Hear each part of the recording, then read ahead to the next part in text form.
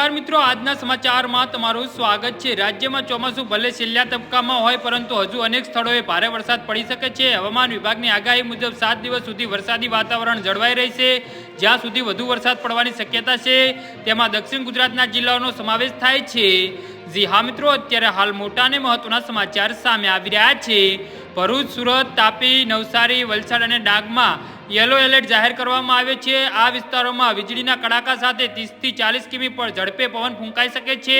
અમદાવાદમાં આજે હળવા વરસાદની આગાહી છે। 27 થી 30 સપ્ટેમ્બર સુધી દક્ષિણ ભારતમાં ભારે વરસાદ પડી શકે છે।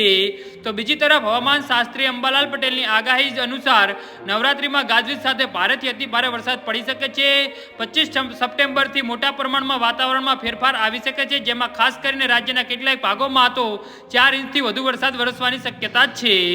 જી હા મિત્રો, અત્યારે હાલ મોટા અને મહત્વના સમાચાર સામે આવી રહ્યા છે, જેમાં 27 સપ્ટેમ્બરથી 3 ઓક્ટોબર સુધી મેઘો અનાધાર વરસી શકે છે। જેમાં દક્ષિણ ગુજરાતમાં તો ભારેથી અતિ ભારે વરસાદની શક્યતા છે, તો દક્ષિણ સૌરાષ્ટ્ર સહિતના ભાગોમાં પણ ભારે વરસાદ પડી શકે છે। જી હા મિત્રો, તો આના વિશે તમારું શું કહેવું છે તો નીચે અમારી કમેન્ટ બોક્સમાં જરૂરથી જણાવજો અને અમારી યુટ્યુબ ચેનલને સબસ્ક્રાઇબ કરવાની ભૂલતા નહીં। ધન્યવાદ।